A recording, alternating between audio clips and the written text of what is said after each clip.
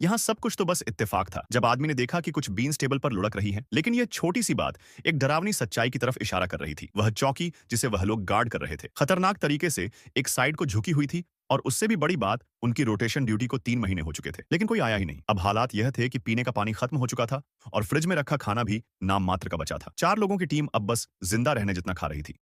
उसी दिन जैक ने समंदर में कुछ अजीब देखा। एक जहाज धीरे धीरे उनकी तरफ बढ़ रहा था, लेकिन रडार पर उसकी कोई हलचल नहीं थी। कैप्टन ने फौरन अलर्ट होकर कम्युनिकेशन ऑफिसर लाशी को भेजा कि पता करो कौन है, लेकिन सामने से कोई जवाब ही नहीं आया। जैक को लगा शायद यही वो जहाज है जो उनकी रोटेशन के लिए आया है, लेकिन कैप्टन ने अलार्म बटन दबा दिया। सभी सोल्जर्स को गंटर रेड्स की तरफ भेजा गया और सबकी धड़कनें तेज हो गई। इंजीनियर भी दौड़ता हुआ डेक पर आ गया। कैप्टन ने सोचा, अगर यह अपने ही लोग हुए और हमने गलती से हमला कर दिया तो बड़ी गड़बड़ हो जाएगी।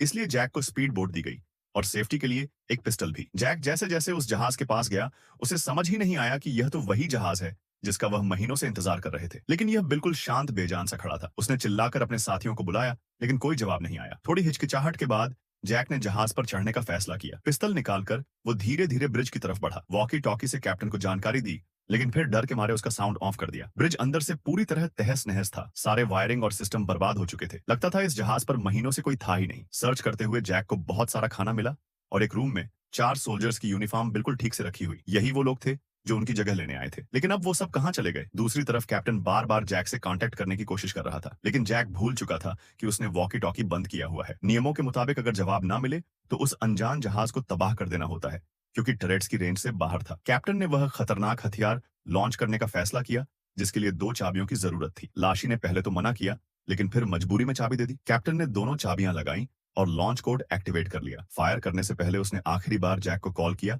और उसी वक्त जैक को अचानक याद आया कि उसने वॉकी टॉकी ऑन ही नहीं किया था। जैसे ही उसने डिवाइस चालू किया, कैप्टन की आवाज आई। खतरा टल गया। जैक ने स्पीड बोट से उस भूतिया जहाज को खींचकर वापस